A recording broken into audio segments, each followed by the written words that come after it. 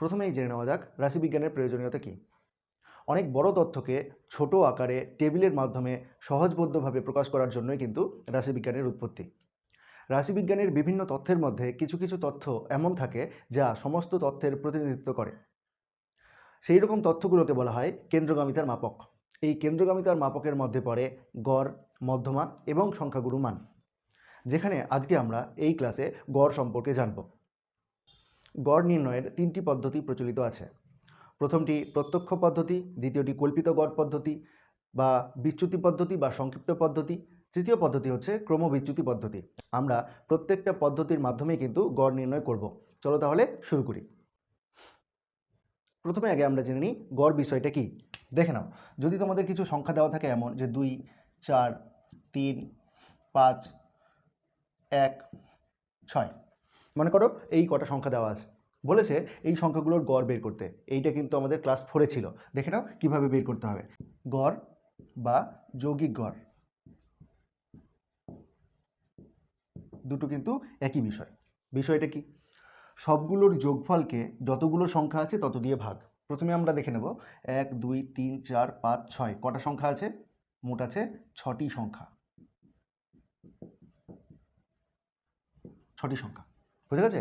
এবার যৌগিক গড়ের ব্যাপারটা কি? সবগুলোকে যোগ করতে হবে। তো যোগ করছি, দেখো তাহলে 2 যোগ 4 যোগ 3 যোগ 5 যোগ 1 যোগ 6 ভাগ 6।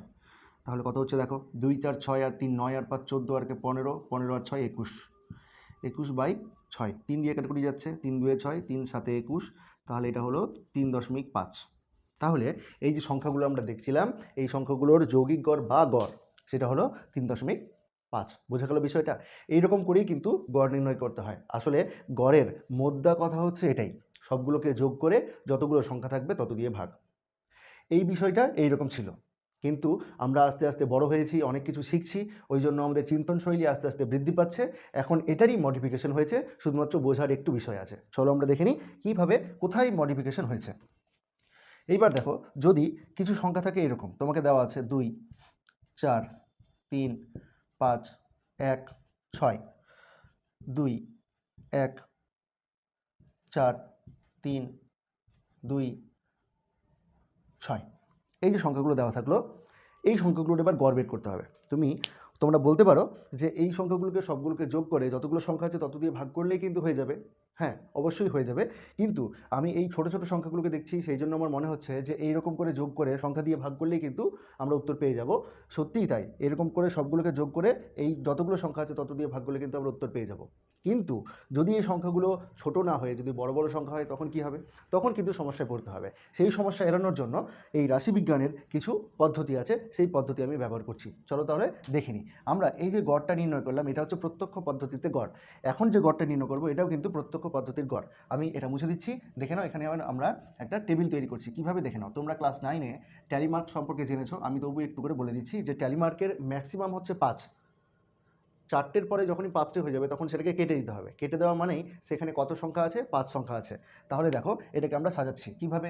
প্রথমে লেখা আছে, আমাদের যেহেতু এগুলোকে কোনো কিছু মেনশন করে দেওয়া নেই, আমি এটাকে তথ্য বলছি, আর ডান দিকে লিখছি পরিসংখ্যা। পরিসংখ্যা, ঠিক আছে।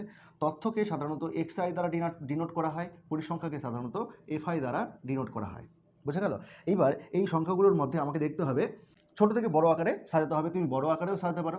আমি পরিসংখ্যাটাকে পরে লিখছি, আগে আমি ট্যালি মার্কটা লিখে দিই, তাহলে সুবিধা হবে। ট্যালি মার্ক, তারপরে পরিসংখ্যা fi, ঠিক আছে। দেখে নাও, তাহলে আমি এখান থেকে দেখতে পাচ্ছি যে সব থেকে ছোটো হচ্ছে কত? 1।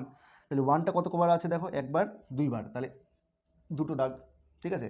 একটা নিলাম, কেটে দিলাম, একটা দাগ দিলাম, দুটো নিলাম, কেটে নিলাম, দুটো দাগ দিলাম, তাহলে পরিসংখ্যা কত হলো? 2, ঠিক আছে। তারপরে আমি দেখছি 2 আছে, তথ্য কত? 2 কবার আছে? প্রথমে আমি একবার দেখতে পেলাম, তাহলে একটা কেটে দিলাম। তারপরে আবার সামনে যাচ্ছি, এই দুটো দেখতে পেলাম, আরেকটা দিয়ে দিলাম দাগ, এখানে একটা দেখতে পেলাম, ওটা কেটে দিলাম, একটা দাগ দিয়ে দিলাম। বুঝে গেল? তাহলে আমার কিন্তু 2 নেওয়া হয়ে গেল। এবার আমি কি দেখতে পাচ্ছি? 3 আছে, তাহলে 3। এবার 3 দেখো, 3 এখানে একটা দেখতে পেলাম, একটা দাগ দিয়ে দিলাম, তাহলে এটার পরিসংখ্যা কত? 3। এবার 3কে একবার দেখতে পেলাম, একবার কেটে দিয়েছি। এবার সামনে এগোচ্ছি, দেখছি এখানে আরেকটা 3 আছে, তাহলে আরেকবার দিলাম, তাহলে কত হলো পরিসংখ্যা? 2। তারপরে দেখো 4 একটা সংখ্যা আছে, তার মানে তথ্য হচ্ছে একটা 4। 4 আমি প্রথমে দেখতে পাচ্ছি, একটা ট্যালি মার্ক দিলাম, সামনে এগোচ্ছি, আরেকটা আছে, আরেকটা দাগ দিলাম, তাহলে কত হলো 2। ঠিক আছে, এইরকম করতে করতে আমার 5 দেখছি কবার আছে, দেখো 5 5 মাত্র একবারই আছে, পরিসংখ্যা হচ্ছে 1। 6 কবার আছে, দেখো 6 আমি একটু বাড়িয়ে দিচ্ছি, নাহলে কিন্তু তোমাদের এই টেলিমার্কের ধারণাটা স্পষ্ট হবে না। 6 আছে দুবার, তো তাহলে আমি আরও 6,6,6 এই 5টে নিলাম। ঠিক আছে, তাহলে আমি দেখছি 6 কবার আছে, 5বার, তাহলে এই একটা নিলাম, একটা দাগ দিলাম, দুটো নিলাম, দুটো দাগ দিলাম, এই একটা কাটলাম, এই একটা দাগ দিলাম, এই একটা নিলাম, একটা নিলাম, আরেকটা 6 আছে, তাহলে এটা নিলাম, তাহলে এইটাকে কেটে দিলাম। এই কেটে দেওয়া মানেই কিন্তু কত আছে, 5। বুঝে গেল? চলো, বোঝা গেছে তাহলে? সমস্ত সংখ্যাগুলোকে কিন্তু আমি নিয়ে নিয়েছি। কী করে বুঝলাম? আমি কেটে কেটে দিয়েছি। ঠিক আছে, তোমরা কোয়েশ্চেনে এইভাবে কেটে দিতে পারো, তাহলে কিন্তু বিষয়টা স্পষ্ট হয়ে যাবে। চলো, এইবার তাহলে আমি পরিসংখ্যা পেয়ে গেছি, অর্থাৎ 1 সংখ্যাটা 2 বার আছে, 2 সংখ্যা 3 বার আছে, 3 সংখ্যা 2 বার আছে, 4 সংখ্যা 2 বার আছে, 5 সংখ্যা 1 বার আছে, 6 সংখ্যা 5 বার আছে। তাহলে এই যে 1 2 3 4 5 6 এই সংখ্যাগুলো মোট কতবার আছে দেখো। তাহলে কি এই সব সংখ্যাগুলোর যোগ না? এই যোগটাকে লেখা হয় সামেশান, এটাকে চিহ্ন বলে সামেশান, সামেশান এফআই, অর্থাৎ এই এফআইগুলোর যোগ। তো যোগ করছি, দেখো 5 1 6 আর 2 8 আর 2 10 আর 5 15, তাহলে যোগফল হলো কত, 15। এইবার আমাকে বলো, আমার উদ্দেশ্য ছিল কি, সবগুলো সংখ্যাকে যোগ করে যতগুলো সংখ্যা আছে তত দিয়ে ভাগ। এবার সবগুলো সংখ্যার যোগ মানে দেখো খেয়াল করে, 1 কবার আছে 2 বার, 2 কবার আছে 3 বার। এবার 1 যদি 2 বার থাকে তাহলে একের একগুলোর যোগফল কত, 1 গুণ 2। 2 যদি 3 বার থাকে তাহলে 2গুলোর যোগফল কত, 2 গুণ 3। 3 কবার আছে দেখো 2 বার, দুটো 3 আছে, তাহলে যোগফল কত হবে, 6। 3 গুণ 2। তাহলে দেখো এখানে আমাদের বের করতে হবে xi fi। ঠিক আছে, আমরা গুণ করছি যেহেতু, সেই জন্য xi fi লিখলাম, xi fi এর গুণ। তাহলে 1 গুণ 2 কত, 2। 2 গুণ 3 কত, 6। 3 গুণ 2 কত, 6। তারপর 4 গুণ 2 কত, 8। 5 গুণ 1 কত, 5। 6 গুণ 5 কত, 30। তাহলে এখানে আমরা বের করব সামেশান xi/fi। এটাই হচ্ছে কিন্তু সবগুলো সংখ্যার, এই যে 1 2 3 4 5 6 সংখ্যাগুলো ছিল, এই সবগুলো সংখ্যার যোগ হচ্ছে এইটা। এটার যদি যোগ করি তাহলে কিন্তু আমরা সেই সমস্ত সংখ্যাগুলোর যোগ আমরা পেয়ে যাব, সামেশান xi/fi। এটার মান কত দেখো, সবগুলোকে যোগ করছি। তাহলে প্রথমে একটু 0, 5 8 13 আর 6 19, 19 আর 6 হচ্ছে 25 আর 2 27, 27 এর 7 হাত থাকলো 2, 3 আর 2 5, তাহলে 57। বুঝে গেল ব্যাপারটা? দেখে নাও, এইভাবে কিন্তু করতে হবে। এবার দেখে নাও সবগুলো সংখ্যার যোগফল কত পেলাম আমি, 57। বুঝে গেছে? তাহলে অতএব গড় বা যৌগিক গড়, গড় বা যৌগিক গড় তোমরা যেটাই বলো, যৌগিক গড় সমান কি, সামেশান xi fi, সবগুলো সংখ্যার যোগফলকে কি, যতগুলো সংখ্যা আছে তত দিয়ে ভাগ, তাহলে কত, সামেশান fi। এটাকে যদি করি আমরা পাবো 57 ভাগ হচ্ছে 15, 3 5 15, 3 19 57। ঠিক আছে, তাহলে এটাকে যদি আমরা দশমিকে প্রকাশ করি তাহলে কি হবে দেখো, 5 3 15, 5 3 15, 15 কত দিলে 19, 4 দিলে, দশমিকের জন্য 0 নিলাম, 0.8। তাহলে এই যে সংখ্যাগুলো দেওয়া ছিল, যে তথ্যটা দেওয়া ছিল নিচে, এই তথ্যটার গড় হচ্ছে কত, 3.8। বুঝে গেছে বিষয়টা? আমরা এই যেই পদ্ধতিতে এখন গড় নির্ণয় করলাম, সেখানে কিন্তু কোনো কিছু করিনি, সরাসরি আমরা সমস্ত সংখ্যাগুলোর যোগফল বের করেছি এবং যতগুলো সংখ্যা আছে তত দিয়ে ভাগ করেছি। তার জন্য এই পদ্ধতিটাকে বলা হয় প্রত্যক্ষ পদ্ধতি, প্রত্যক্ষ পদ্ধতি, প্রত্যক্ষ পদ্ধতি। বুঝে গেল? এই পদ্ধতিটার নাম হচ্ছে প্রত্যক্ষ পদ্ধতি। আমরা এই পদ্ধতিতে গড় বের করলাম। এবার এই অঙ্কটাই আমরা, অর্থাৎ আমরা যদি এইরকম একটা টেবিল সাজাতে পারি, টেবিল সাজানোর পরে আমরা কল্পিত গড় পদ্ধতি বা বিচ্যুতি পদ্ধতি বা সংক্ষিপ্ত পদ্ধতিতে কি করে গড় নির্ণয় করতে হয় সেই বিষয়টা দেখাচ্ছি, শুধুমাত্র টেবিলটা একই রেখে। দেখে নাও, চলো দেখে দিচ্ছি। আমার একটু এখানে যেটা করতে হবে সেটা হচ্ছে কল্পিত গড় পদ্ধতি, অর্থাৎ আমি দেখছি যে এখানে যদি আমি সরাসরি অঙ্কটা করি তাহলে একটু বড় হয়ে যাচ্ছিল।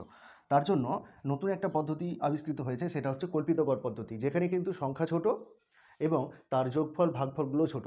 তার জন্য আমরা সেই পদ্ধতি অবলম্বন করছি। পদ্ধতির নাম হচ্ছে কল্পিত গড় পদ্ধতি, বিচ্যুতি পদ্ধতি বা সংক্ষিপ্ত পদ্ধতি। চলো তাহলে দেখে নিই কীভাবে করতে হবে এটাকে। প্রথমে আমরা এই তথ্যটাকে এইরকম টেবিল আকারে সাজাবো। সাজানোর পরে আমি দেখছি যে xi-টা 1 2 3 4 5 6 ছোটোই আছে, তাতে কোনো অসুবিধা নেই, কিন্তু এটাই যদি বড় বড় সংখ্যা হতো তাহলে কিন্তু অসুবিধা হতো।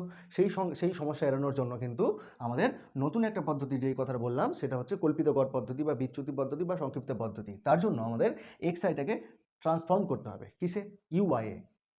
ট্রান্সফর্ম করছি কিসে, ইউআইতে ট্রান্সফর্ম করছি। কিভাবে, এক্সআইটা এখন কি হয়ে যাচ্ছে, ইউআই হয়ে যাচ্ছে। কিভাবে হচ্ছে দেখো, এই যে তথ্যগুলো আমরা পেয়েছি 1 থেকে শুরু করে 6 পর্যন্ত, এখানকার মাঝখানের কোনো একটা সংখ্যা নেব, যে কোনো একটা। আমরা এটাকেও নিতে পারি, এটাকেও নিতে পারি। মাঝখানে মোটামুটি আমি দেখছি 3ও হতে পারে, 4ও হতে পারে। আমি কিন্তু জানাই, আমি আমার ইচ্ছে মতো কিন্তু সেটাকে নিচ্ছি। মনে করো আমি নিচ্ছি 4টাকে নিচ্ছি এ, তো ট্রান্সফরমেশন কি দিচ্ছি, ট্রান্সফরমেশন দিচ্ছি xi মাইনাস এ, ট্রান্সফরমেশন দিচ্ছে এইভাবে। ইউআইটা কি, xi মাইনাস এ, মানে ব্যাপারটা কি, এটা থেকে এটা বিয়োগ, এইটা থেকে xi, এটা থেকে এ বিয়োগ। ঠিক আছে, লিখছি তাহলে কত হবে দেখো, তাহলে 1 মাইনাস 4 কত হবে দেখো, মাইনাস 3। ঠিক আছে, তারপর দেখো 2 মাইনাস 4 তাহলে কত হবে বলো, মাইনাস 2। দেখো 3 মাইনাস 4 তাহলে কত হবে, মাইনাস 1। 4 মাইনাস 4 মানে 0। 5 মাইনাস 4 মানে 1। 6 মাইনাস 4 মানে হচ্ছে 2। বুঝে গেল ব্যাপারটা? দেখো তাহলে এখন xi আর নেই, এখন কি হয়ে গেছে, ইউআই হয়ে গেছে। ঠিক আছে, তাহলে এবার আমি সামেশন, এখন হয়ে গেছে কি, ইউআই হয়ে গেছে। কি হয়ে গেছে, ইউআই হয়ে গেছে। তাহলে যখন xi ছিল তখন আমরা কি করতাম, xi fi করতাম না। তাহলে দেখো এই -3টা অর্থাৎ ইউআইটা কতবার আছে, 2বার আছে। তাহলে এই -3 দিয়ে যোগফল কত, -3 × 2। তাহলে এটাকে এবার করব কি, ইউআই fi, করব কি, ইউআই fi। তাহলে এটা এটার গুণ, তাহলে -6, এটা এটার গুণ -6, এটা এটার গুণ -2, এটা এটার গুণ 0, এটা এটার গুণ 1, এটা এটার গুণ 10। তাহলে এই ইউআই ফাইগুলোর গুণ কিন্তু হয়ে গেল। আমরা এবার ইউআই এর গড় বের করবো, তার জন্য আমরা সামেশন ইউআই এফআই এর মান বের করছি। ইউআই এফআই এর মান কি হবে দেখো, সমান চিহ্ন দিয়ে নিচে করছি, ডান দিকে জায়গা নেই বলে। দেখো তাহলে কত হবে দেখো, খেয়াল করো, 6 6 12 আর 2 14, অর্থাৎ -14 আর 10 আর 1 11, -14 প্লাস 11 তাহলে কত হবে বলো, -3। বুঝে গেছে? তাহলে দেখো আগে যেই সংখ্যাটার যোগ আমরা যোগফল বের করেছিলাম 57 হয়েছিল, সেখানে এখন কত হয়ে গেছে দেখো, -3 হয়ে গেছে। অনেক ছোট হয়ে গেছে না? তাহলে এর ভাগফলটা করতেও সুবিধা হবে। আমরা সেই ভাগফলটা এবার দেখছি। তাহলে সামেশন এফআইটা কত ছিল বলো, সামেশন এফআইটা আমার মনে আছে যে সামেশন এফআইটা হয়েছিল 15। তাহলে এটা আমরা যোগ করে দেখে নেবো যে 15 হচ্ছে কিনা, সবগুলো যোগ করবো, ব্যাস 15। বুঝে গেছে? এইবার দেখো, এইবার আমরা গড়টাকে নির্ণয় করছি। তাহলে অতএব গড় বা যৌগিক গড়, তোমরা যেটাই বলবে, এটা কি হবে, A plus U bar, A plus U bar. A plus U bar মানে কত, বার মানে হচ্ছে ইউ এর গড়, বার মানে কিন্তু গড়। তাহলে ইউ এর গড়, তার মানে কি, এটাকে যদি আমরা সিম্পলিফিকেশন করি, এ মানে কত বলেছি 4, তাহলে যোগ ইউ বার মানে কত, summation U I F I by summation F I. এই তো ছিল। এইবার দেখো এইখানে আমি ডান দিকে করছি, তোমরা কিন্তু পরপর নিচের দিকে করে যাবে। তাহলে এটার মান হচ্ছে 4। এবার দেখো সামেশান ইউআই এফআই মানে কত, -3, মাইনাস প্লাসে মাইনাস, 3/15। ঠিক আছে, তাহলে কত হবে দেখো, 3 5 এ 15, এখানে থাকলো 1। তাহলে এটা হলো 4 মাইনাস, দেখে নাও ভালো করে, 4 মাইনাস 1 5, 5 মানে কত, 0.2। তাহলে 4 থেকে যদি আমি 0.2 বাদ দিই তাহলে কত হবে দেখো, 3.8। বোঝা গেছে? আগেও কিন্তু উত্তরটা আমার 3.8 এসেছিল। এই যে পদ্ধতিতে আমি এখন গড় নির্ণয় করলাম, এই পদ্ধতিকে বলা হয় বিচ্যুতি পদ্ধতি, সংক্ষিপ্ত পদ্ধতি বা কল্পিত গড় পদ্ধতি। অর্থাৎ আমরা কিন্তু একটা গড় কল্পনা করে নিয়েছিলাম, তার জন্য এই পদ্ধতির নাম কল্পিত গড় পদ্ধতি। এই পদ্ধতিগুলো তোমরা বুঝতে পারলে কিনা দেখে নাও। যদি কোথাও অসুবিধা হয় কমেন্ট করে জানাও। চ্যানেলে যদি নতুন হয়ে থাকো তাহলে সাবস্ক্রাইব করে সাথে দেখো। আমি এবার অন্যরকম তথ্যে যাচ্ছি। অন্যরকম তথ্য বলতে, গড় নির্ণয় করার সময় বা রাশিবিজ্ঞানের ক্ষেত্রে তোমাদের 2 রকম তথ্য থাকে। একটা হচ্ছে গ্রুপ ওয়াইড ডাটা, একটা আনগ্রুপ ওয়াইড ডাটা। অর্থাৎ একটা হচ্ছে গ্রুপ দেওয়া ডাটা বা বিচ্ছিন্ন তথ্য, আরেকটা হচ্ছে নিরবচ্ছিন্ন তথ্য বা অবিচ্ছিন্ন তথ্য। আমরা এতক্ষণ ধরে যেই তথ্য নিয়ে কাজ করলাম সেটা হচ্ছে বিচ্ছিন্ন তথ্য। খেয়াল করে দেখো, এই 1 তো শুধু একাই আছে এখানে, আর কেউ নেই কিন্তু। 2 তো শুধু 2ই আছে ওখানে, আর কিন্তু কোনো সংখ্যা নেই। 3 শুধুমাত্র 3ই আছে, তাদেরই কাউন্ট করেছি। এই জন্য এই তথ্যগুলোকে, অর্থাৎ যে টেবিলটা আমাদের দেওয়া ছিল সেই তথ্যটাকে বলা হয় বিচ্ছিন্ন তথ্য। এইবার আমরা কন্টিনিউয়াস ডাটা বা গ্রুপ ওয়াইড ডাটা নিয়ে কাজ করব। কিভাবে কাজ করতে হবে তার জন্য তোমাদের যেই বিষয়টা জেনে থাকতে হবে সেটা হলো শ্রেণী, অন্তর, শ্রেণী, সীমা, শ্রেণী, সীমানা। প্রথমে আমি শ্রেণী সীমা থেকে শ্রেণী সীমানায় যাব। শ্রেণী সীমানা থেকে কিভাবে এই তথ্যটা নিয়ে আসতে হবে সেই পর্যন্ত কিন্তু আমি যাব। তারপরে কিন্তু আবার সেই একই নিয়মে চলতে থাকবে, তোমরা সেটা করতে পারবে। আমি তাহলে সেই গ্রুপওয়াইড ডাটা থেকে ক্রমবিচ্যুতি পদ্ধতিতে কীভাবে গড় নির্ণয় করতে হয় সেটা দেখাচ্ছি। তাহলে এটা মুছে দিচ্ছি, চলো তাহলে আমরা দেখে নিই কীভাবে সেটা বের করতে হবে। এখন যে তথ্য আমরা দেখছি সেটা আমি একবার বিশ্লেষণ করে দিচ্ছি, দেখে নাও। বলেছে কোনো একটা হাসপাতালের 1 থেকে 9 বছর পর্যন্ত রোগী ভর্তি আছে 2 জন, 11 থেকে 19 বছর পর্যন্ত রোগী ভর্তি আছে 5 জন, 21 থেকে 29 বছর পর্যন্ত রোগী ভর্তি আছে 4 জন, 31 থেকে 39 বছর পর্যন্ত রোগী ভর্তি আছে 9 জন। এই যে তথ্যটা দেওয়া আছে ভালো করে খেয়াল করে দেখো। আমি এটাকে কেন গ্রুপ ওয়াইড ডাটা বলছি, কারণ যে 1 থেকে 9 বছর পর্যন্ত কিন্তু সেখানে 1 বছরের ছেলেও থাকতে পারে, 2 বছরের ছেলেও থাকতে পারে, 3 বছরের ছেলে থাকতে পারে, এরকম করতে করতে 9 বছর পর্যন্ত কিন্তু ছেলে থাকতে পারে। তাদের যোগফলটা হচ্ছে 9, তাদের যোগফলটা হচ্ছে 2। 11 থেকে 19 বছর পর্যন্ত এই যে স্প্যানটা, এই স্প্যানের মধ্যে ছেলে ভর্তি হচ্ছে মানে রোগী ভর্তি হচ্ছে কতজন? 5 জন। এই জন্য এই তথ্যটাকে গ্রুপ ওয়াইড ডাটা বলছে বা অবিচ্ছিন্ন তথ্য বলছে, ঠিক আছে? অর্থাৎ এরা পরস্পর বিচ্ছিন্ন নয়। এইখান থেকে কি করে আমাদের যৌগিক গড় বের করতে হবে বা গড় বের করতে হবে সেটা আমরা জানবো। প্রথমে আমাদের যেটা খেয়াল করতে হবে সেটা হচ্ছে, দেখো বয়সটা বলেছে 1 থেকে 9, তারপরটা দেখো 11 থেকে 19। খেয়াল করে দেখো এটা যেখানে শেষ হচ্ছে এইটা কিন্তু ওখানে শুরু হচ্ছে না। অর্থাৎ আমাদের এই যে ক্লাস ইন্টারভাল বা শ্রেণী অন্তরটা দেওয়া আছে এইটা কিন্তু সীমাতে দেওয়া আছে, এটাকে আমাকে সীমানাতে কনভার্ট করতে হবে।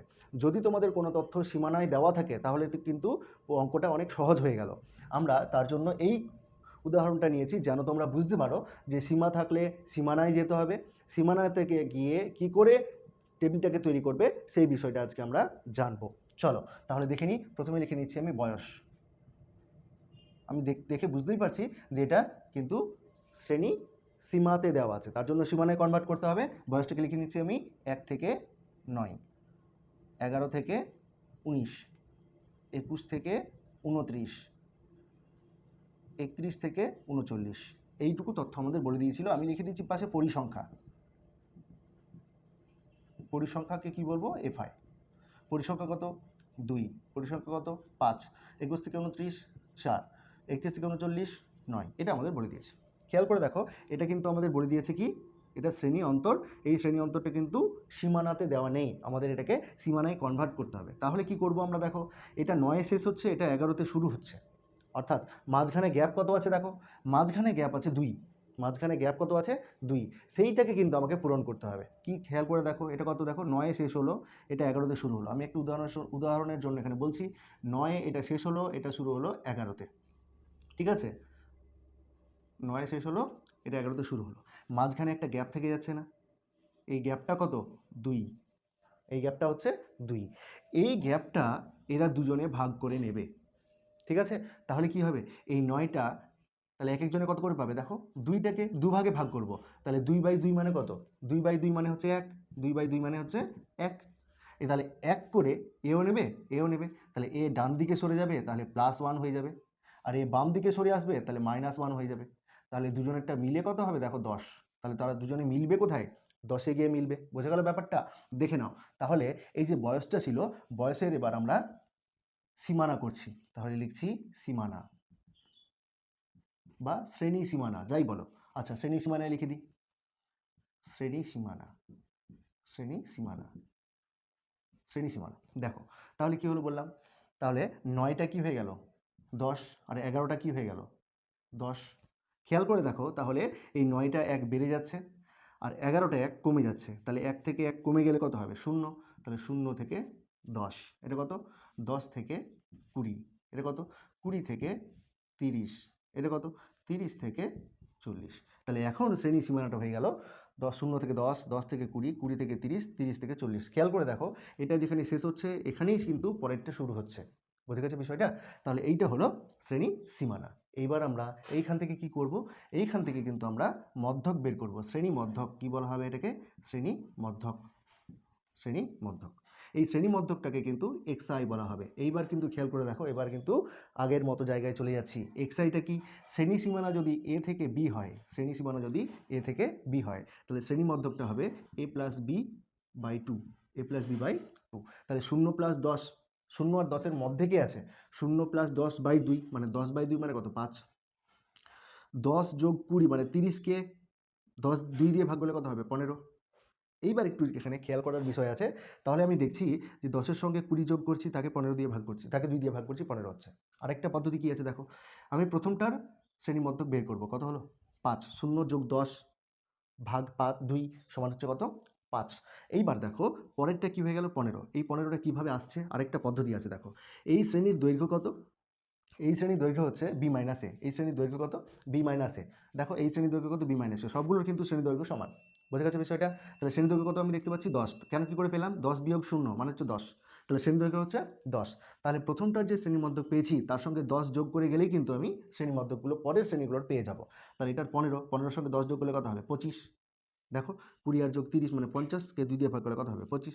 25-এর সঙ্গে 10 যোগ করবো মানে শ্রেণী দৈর্ঘ্যটা যোগ করছি, তাহলে কত হবে বলো? 35। তাহলে এটার শ্রেণী মধ্যক হচ্ছে 35। বোঝা গেল বিষয়টা? এইবার কিন্তু আমরা এই তথ্যটা পেয়ে গেছি। আমরা এখন যেহেতু এই পদ্ধতিটা বলছি যে ক্রমবিচ্যুতি পদ্ধতি, তার জন্য এখানে একটা ট্রান্সফরমেশন দিব। কিভাবে ট্রান্সফরমেশন দিব? এই এক্সআইটা এখন আমি ইউআই এ কনভার্ট করছি। তাহলে ইউআইটা কি? ইউআইটা কিভাবে নিচ্ছি? ইউআইটা নিচ্ছি X I minus A by H, xi minus A by H. এইবার দেখো কি হলো ব্যাপারটা। তাহলে xi কত এখন? 5, 15, 25, 35। এখানকার মধ্যে তোমাদের ইচ্ছে মতো তোমরা যে কোনো একটাকে এ ধরতে পারো। চলো আমি 15টাকেই এ ধরলাম, সরি আমি 15টাকেই এ ধরছি। তাহলে এটাকে এ ধরলাম, ঠিক আছে? তাহলে এইটা কত হয়ে যাচ্ছে দেখো। আর এইচ কত?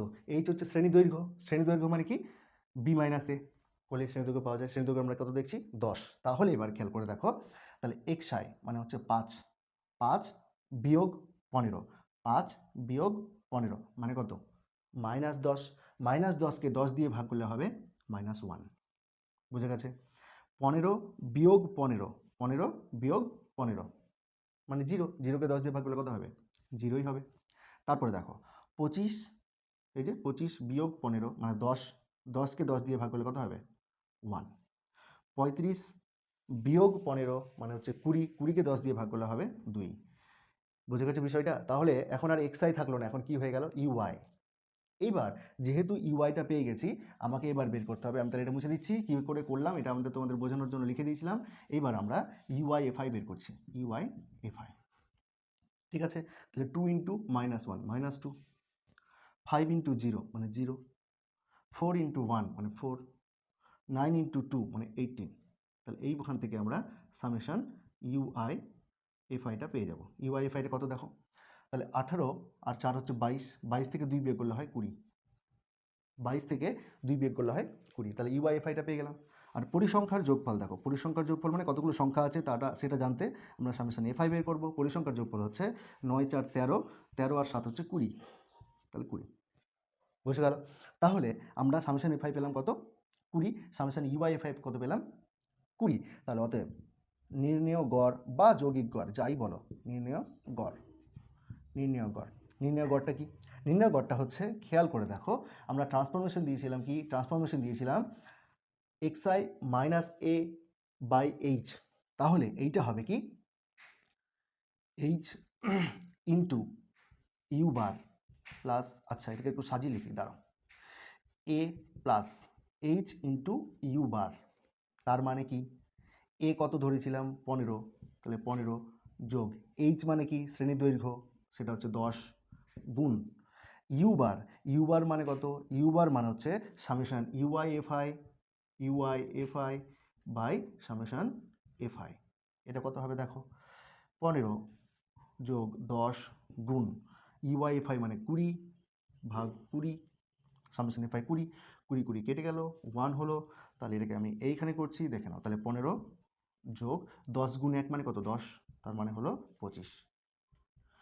তাহলে এই যে তথ্যটা আমরা দেখতে পাচ্ছিলাম, এই তথ্যটার যৌগিক গড় বা গড় হচ্ছে 25। অর্থাৎ এই সমস্ত তথ্য যদি আমি বিশ্লেষণ করি, গড় পাবো 25। এই পদ্ধতি হচ্ছে ক্রমবিচ্যুতি পদ্ধতি। ক্লাসটা কেমন লাগলো জানাতে কমেন্ট করো। যদি চ্যানেলে নতুন হয়ে থাকো তাহলে সাবস্ক্রাইব করে সাথে থেকো। কমেন্ট করে জানিও যে এরপরে তোমরা কী ধরনের কন্টেন্ট পেতে চাও।